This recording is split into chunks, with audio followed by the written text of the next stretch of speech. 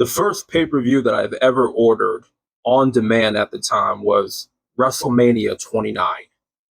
WrestleMania 29 was the first live pay-per-view that I've ever ordered and the first WrestleMania that I've ever watched.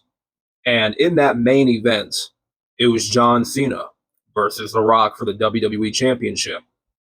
And at the time, a lot of people despised the match because Cena went over. Cena beat The Rock. And I can remember certain wrestling content creators at the time hated the fact that The Rock had to put over Cena.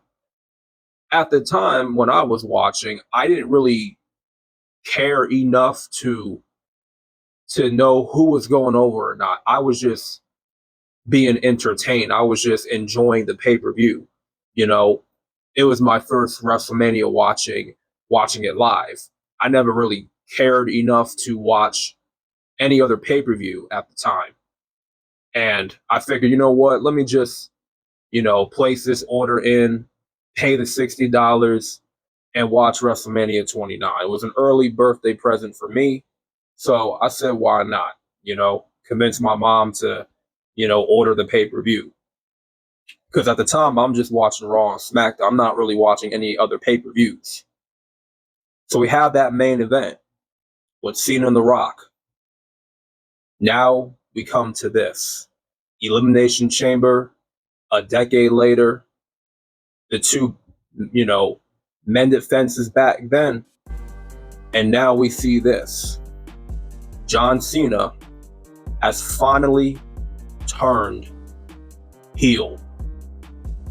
After all these years of fans clamoring for Cena to go bad guy, to go villain, to give in to the hate, which he did not give into, but he did give in to desperation. The desperation of the 17th world title, world championship reign.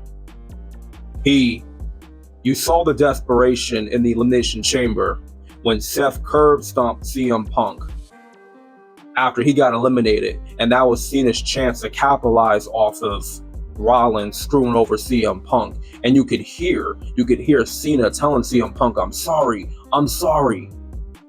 And he locked in the STF. He did it right for the first time. He applied it correctly, made Punk pass out. That was a key moment of that entire match with John Cena. Him hugging Cody Rhodes, acting like he is his best friend, happy that Cody did not sell his soul. But see, once you saw the look and The Rock giving Cena the signal, as in cut it off, shut it down right now, that's when you knew. Everyone in that audience knew. This is about to go down. And John Cena has finally went to the dark side. It took The Rock. I want you guys to realize that it took The Rock for this to happen. You see, we all wanted John Cena to be a heel. We just didn't know how he was going to execute the heel turn. The question has always been, how is John Cena going to execute, or how is the WWE going to execute his heel turn? They could have did it in 2006, 2008, 2009, 2010, 2012, 13. They could have turned this man heel many, many times in his career. And you know what? As I look back at it, because I had to watch it again, this was the perfect time for this to happen, because this is his last year. This is the last time we're going to see John Cena in the WWE.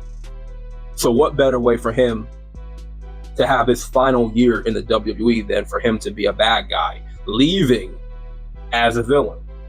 I just watched the other day a documentary about John Cena, Dark Side of the Ring. It was like a documentary, not the actual Dark Side of the Ring, but it was called, John Cena's Dark Side, pretty much, right? They do a Dark Side special for various wrestlers. I just happened to watch John Cena's dark side.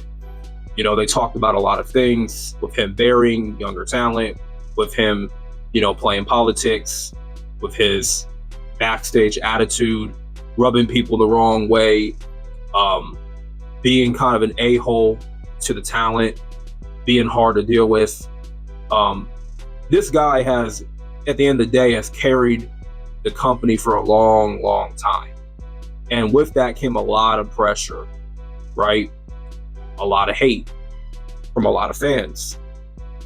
And there's going to be a lot of vitriol with this John Cena character of hate and resentment to the audience for rejecting him during a time where he was carrying the mantle.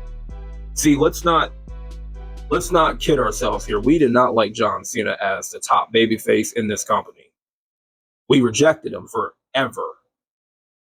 It's only when he became a part-timer that's when we all decided to start cheering him, to start loving him, to start supporting him, and all that stuff. I hope that with this heel character that John Cena has, that he starts to go off on everyone. And you see, it was desperation that led to him selling his soul to The Rock. It was desperation that led him to kicking Cody in the nutsack, him turning his back. He was going to do whatever he had to do to ensure that I'm going to win my 17th World Championship. And that's the key word here, man, desperation. Because you can say it's CM Punk in his favor. You can say Drew McIntyre, you know, being the whisperer and him trying to be buddy-buddy with The Rock. But who has the most to gain? They always say a desperate man will do desperate things. Desperate times call for desperate measures. And that's what John Cena did. He had to operate in desperate measures to get his way. I want Vince McMahon to watch this segment with The Rock and Cody and Cena. And I want Vince McMahon to understand what he is beginning to miss out on. And I guarantee you, if Vince was to ever watch that main event segment with John Cena finally turning heel, he's going to be most likely regretting never turning that man heel.